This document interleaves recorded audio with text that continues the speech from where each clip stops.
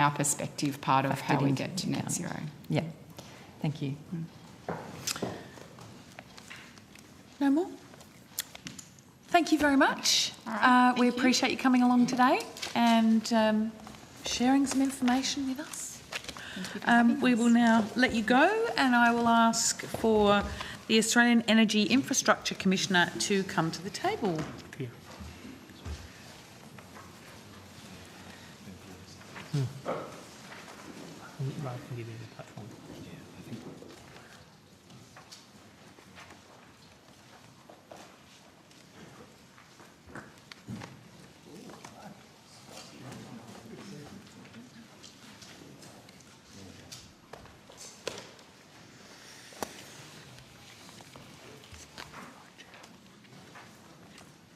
Thank you.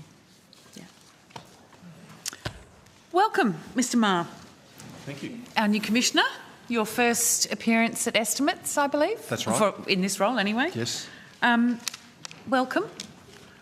Would you care to make an opening statement? If you would indulge me, Chair, I would make some opening comments and then happy to take some questions. First of all, thank you for the opportunity to attend. It is my first attendance in this role.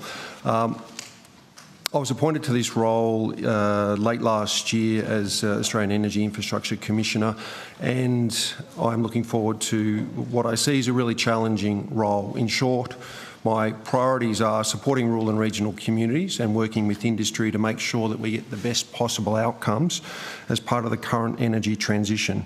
In addition to that, also providing advice to governments on the implementation of the previous Commissioner's Community Engagement Review. I'd like to take this opportunity to thank and recognise the work of the previous Commissioners for the work that they have done, and I look forward to continuing their work in my tenure as Commissioner.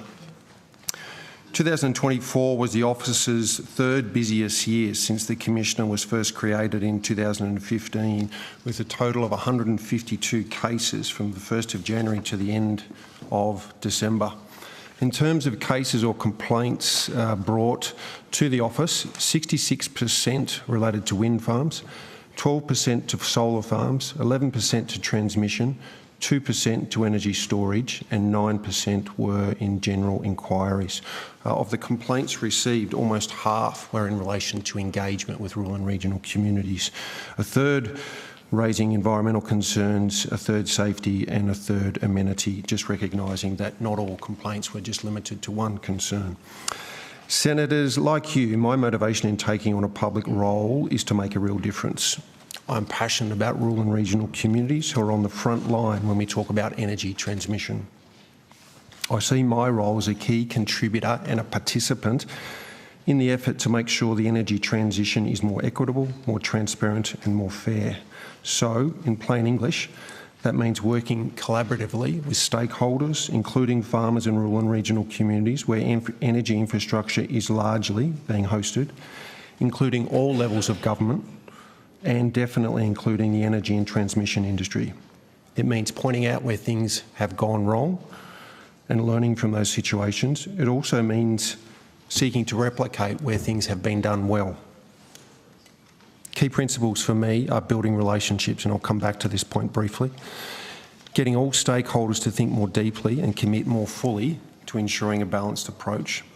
As I said, learning from what has been done to date, both good and not so good, and ultimately having honest, fact-based, practical conversations how we can achieve positive outcomes. As part of my first month or so in the job, I've been getting to know who's who in the proverbial zoo. I've met with many of the large energy developers and stakeholders, and they will obviously be a key partner in my role going forward. Given it's a national role, I've always also had the opportunity to visit a number of areas such as the Central Highlands of Victoria, Central West New South Wales, Southwestern New South Wales, and I'm scheduled to go to Queensland the week after next.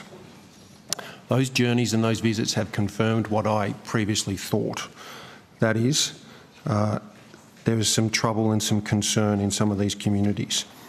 Some feel like they're having this energy transmission done to them rather than done with them.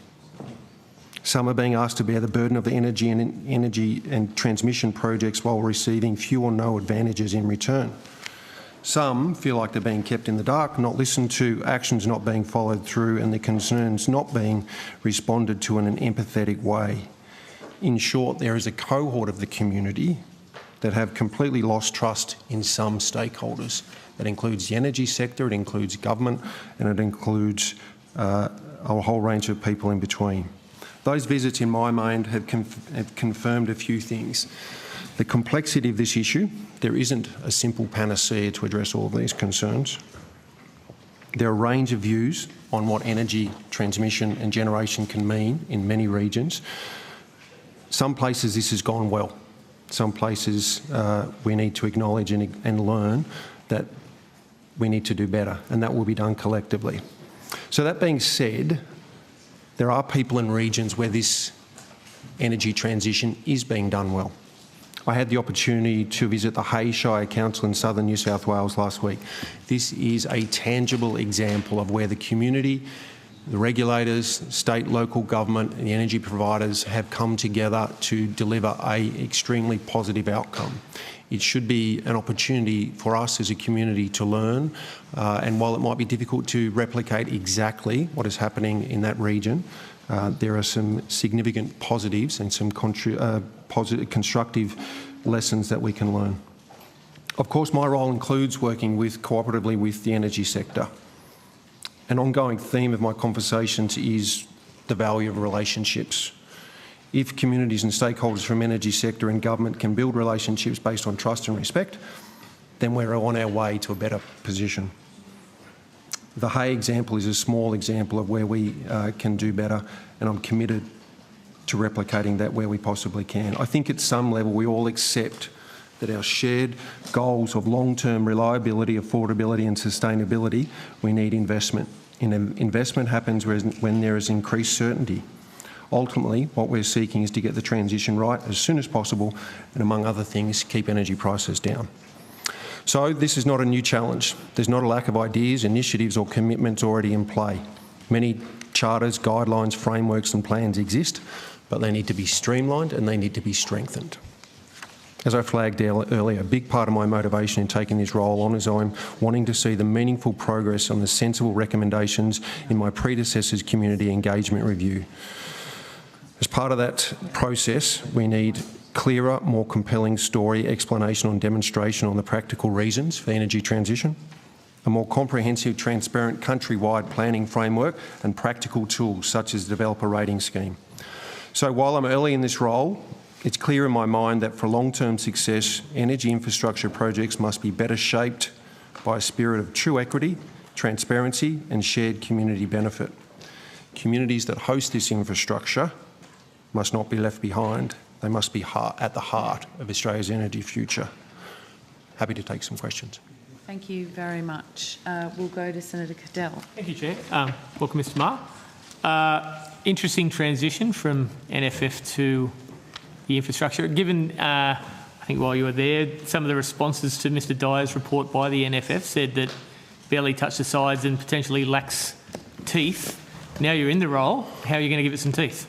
I'm going to implement the recommendations. I was with Andrew Dyer when the government responded to this review, and I was open and honest then, and I said I thought it was a good review. It was a great basis for further action. It was very clear. The recommendation or the results, the data presented there gave a very clear picture. And as I said, what we need to do is get better communication, better engagement, better commitment, better transparency, more equity. And I think how we'll do that, Senator, is by building relationships. Okay. With a lot of the people I've spoken to, and I probably trump the same dirt as you more than once, so many people say that I'd rather have no money and no infrastructure, no towers or something like that, where it's being forced upon them or they feel pressured into it. But when they do get it, I'm finding just inconsistencies like you on different methods. Like there's a farmer out near central West Arana, his property's worth $2.5 million, but he's got a pacemaker, so they spent $20 million boxing around him with transition lines where potentially there could have been a buyout and a relocation. What's the scope of what you can do, talk about, recommend? Can you look at financial ways, or you can only look at implementation or consultation? I know you don't have powers per se, but what's the scope of what you can talk about and what you can do? It's important to recognise that the powers are very limited. I think at the core of the role is bringing parties together and negotiating and trying to get a good outcome. One of the real complexities of this role and this issue is the varying circumstances from business to business, farm to farm, family to family, region to region. So that makes it an incredibly difficult job.